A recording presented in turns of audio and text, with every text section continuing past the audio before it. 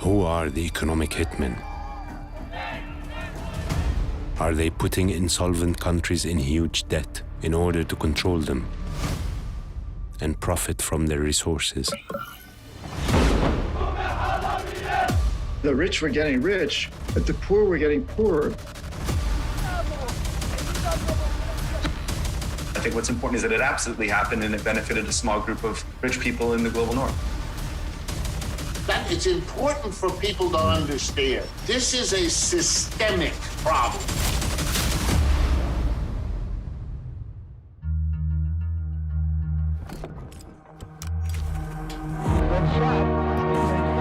Has crashed into one of the towers.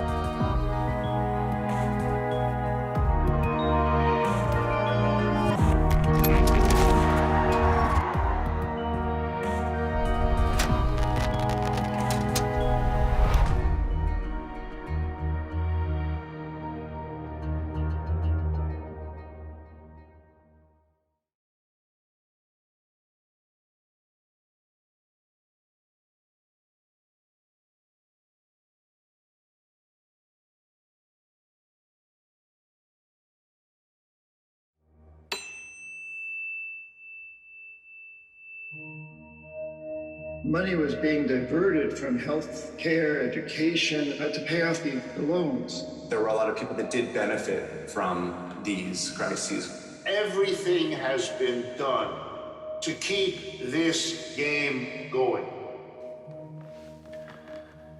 Are there economic hitmen from powerful organizations that get poor countries to sign up for infrastructures that they don't necessarily need and take up loans that they essentially cannot repay in order to make profit?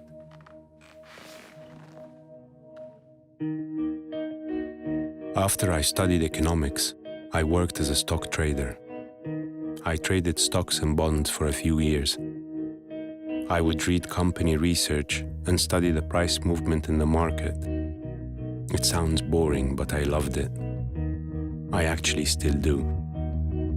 In my family, everyone is good with numbers, but I left the trading floor to become an actor.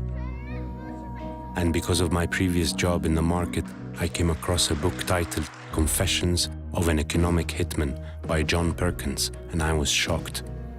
These people were not discussing buying and selling stocks or companies. It is actually about buying and selling entire economies.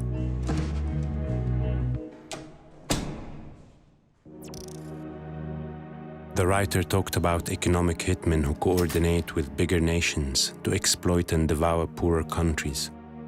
Professional people whose job is to deceive countries and extort them with trillions of dollars.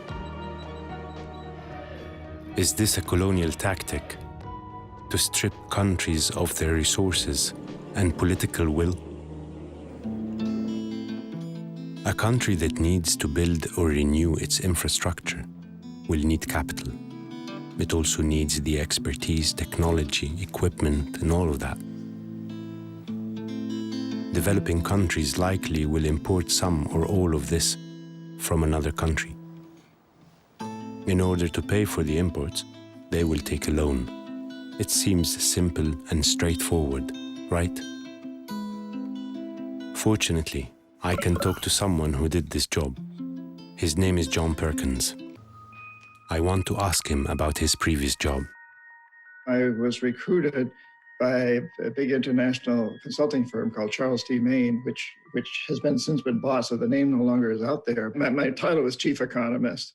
And I had as many as 50 people working for me. My job really was to identify countries that had resources our corporations wanted, like oil, like in the Middle East, oil, and then to arrange for a huge loan to that country from the World Bank or the IMF or one of the sister organizations.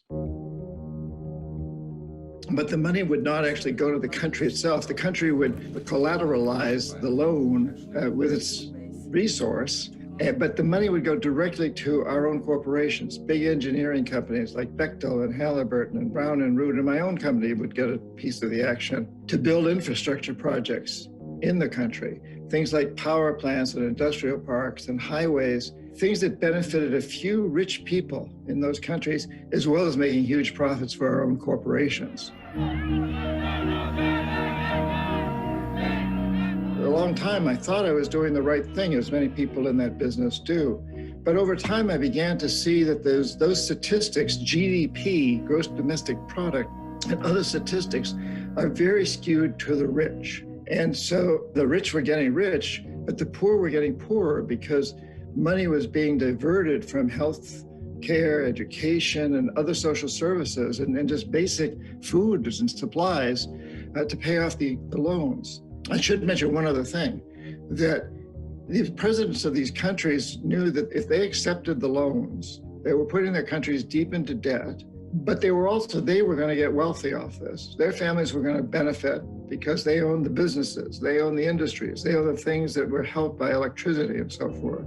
But there was another incentive for them, and that was that what we call jackals were in the background.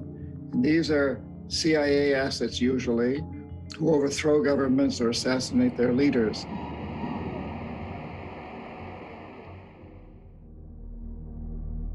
John Perkins is not the only one that spoke about this.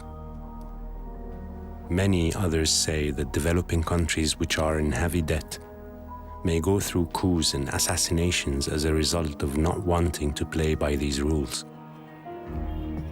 And they say that these institutions and companies that lend countries have thousands of employees, and some jobs there are to manufacture and manage such crises. I reached Vincent Bevins, author of The Jakarta Method, a book which discusses the American intervention and collusion during the mass killings of Indonesians by their government in the 60s. I am sure he has something to say about this. Hi, Vincent. Are there figures like economic hitmen, really? Ones that force abusive contracts on nations and countries? What I can say is that in the second half of the 20th century, it was absolutely true that a lot of countries in the global south, countries that used to be part of something called the Third World Movement, ended up saddled with a lot of debt, which became unsustainable. And the fact that they were saddled with debt and the fact that the debt became unsustainable has a lot to do with institutions and actors based in the global north. So are these institutions and actors from the north economic hitmen? Who is benefiting from this? There were a lot of people that did benefit from these crises, whether or not they were financial actors or key players in international banks. I think what's important is that it absolutely happened and it benefited a small group of rich people in the global north. And do you think that these practices are still in place today? It's now fairly well recognized that the prescriptions the IMF was going around the world and handing out to indebted and poor countries were often very destructive. The IMF has even gone back on a lot of what it said in the past was the right medicine for a country that, quote unquote, had problems, even if those problems might have been generated by the system itself. But at the time, nobody was questioning this. And the fact that the IMF 20, 30 years later says, oops, we actually might have ruined half the world's countries doesn't change the fact that we're still on the path today that was created by those actions generations ago. From an economic perspective, and even capitalistic one, wouldn't you say that keeping everybody healthy with good purchase power to engage in the global economy is better for the whole world than crippling them by loans that they cannot repay? This is the paradox at the heart of liberal ideology, right? Because one would believe, based on the tenets of economics practiced in the English-speaking world, and one would believe, based on the ideals of liberalism in general, that it would be better for everyone to make sure the countries in the global south are growing just as fast and as robustly as any other country. But what we have seen is that did not happen over the last 70 years, and countries in the global north are still doing just fine. In the middle of so much data, someone could say, well, these countries and regimes accepted the deal and committed willingly. Nobody forced them. I will ask this question to the American economist, Richard D. Wolff. Hi, Professor Wolff. How are you? Very good. I'm very glad to be here. What can you tell me about the so-called economic hitmen and corporations or institutions that strangle countries' economies? First of all, it happens all the time. It is nothing new. It is not rare. It is common. So somebody from a powerful corporation goes and Will sometimes connect to a local equivalent of himself and cut a deal and say, look, I'm going to get paid $10 million for getting this done. I will give you $2 million if you become my local eyes and ears to help me work this out. forgive me if I will sound naive, isn't the country receiving this loan participating willingly in this terrible deal? Happens all the time. People from third world countries can get into that because they understand this game and they get the job because they say, I know better about the details of local politics. And by the way, it often fails. Don't imagine it's all so smooth. Sometimes one of these people will get drunk and say the wrong thing to the wrong person. Sometimes a local official will have a change of heart and want out of this situation. Sometimes people who take a portion then get blackmailed by somebody else who knows they did that, and now they have to get out of that. International credit is a very complicated, sneaky, personal business that can have all the different twists and turns that you can imagine. Sometimes we have whistleblowers, people who speak up out of principle. This could change things, actually, right? The only answer I can give you is that everything has been done imaginable to keep this game going. And one of the most important things is that when you get caught, either nothing is done or one or two individuals are punished, but you never change the basic system. And let me be for a moment the advocate of the banker who initiates this.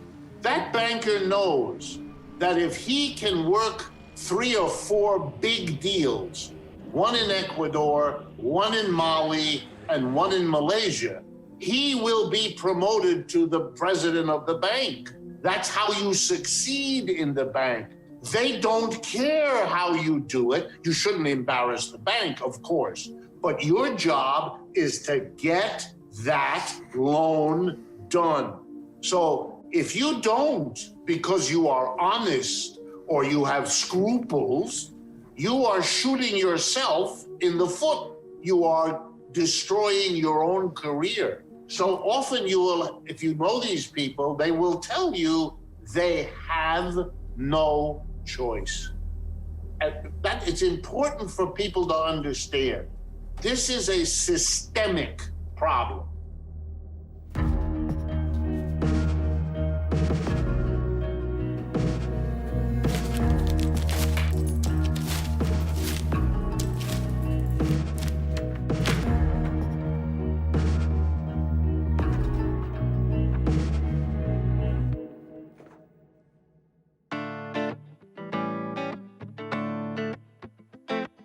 After I left my job as a trader, I started a career in acting.